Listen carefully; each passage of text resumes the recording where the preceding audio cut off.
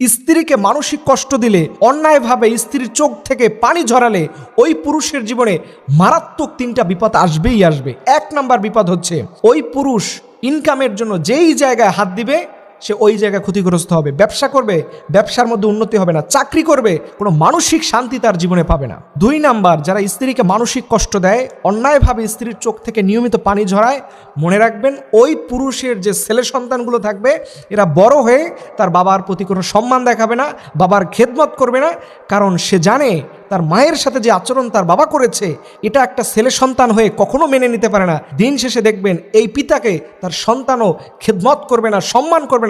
মূল কারণ হচ্ছে তার বাবা তার মায়ের সাথে সবসময় মানসিক কষ্ট দিত।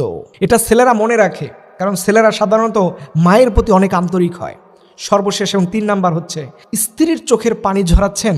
আপনাদের একটা হাদিস শোনায় যায়, নবীজি বলছেন ইত্তাকি দাওয়াতাল মাজলুম ফাইন্নাহু লাইসা বাইনাহা ওয়া বাইনাল্লাহিল হিজাব। স্ত্রীর চোখের পানি এটা আল্লাহর কাছে এত কঠিন হয়ে যায়।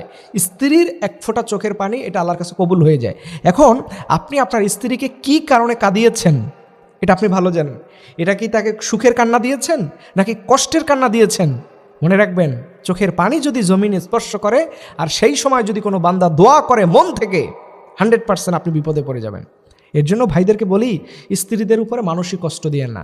দেখেন এখনকার সময় নারীরা অনেক রকমের রোগে আক্রান্ত হচ্ছে, নারীদের জীবনে অনেক রোগ হয়। এটার মূল কারণটা হচ্ছে অনেক পুরুষরা দেখবেন স্ত্রীকে মানসিক কষ্ট দেয়, আর মানসিক যন্ত্রণা যে নারীর মধ্যে একবার পেয়ে বসে এই নারীর মাস্ট বি বড় বড় রোগ হবে, এই নারীকে কেউ বাঁচাতে পারবে না। এর জন্য স্ত্রীদেরকে মানসিক কষ্ট দিয়েন না, তাদেরকে একটু ভালোবাসা দিয়েন, একটু যত্ন নিয়েন। কারণ এই মানুষটা দেখেন একজন মেয়ে, তার বাবার বাড়িতে তার কোনো অধিকার ছিল না, স্বামীর বাড়িতে এসে তার কোনো অধিকার নাই। পৃথিবীর সবচাইতে অসহায় জীবন একটা নারীরই হয়। এর জন্য নারীদেরকে বলবো পুরুষ খবরদার, আপনার স্বামী যদি ভালো হয়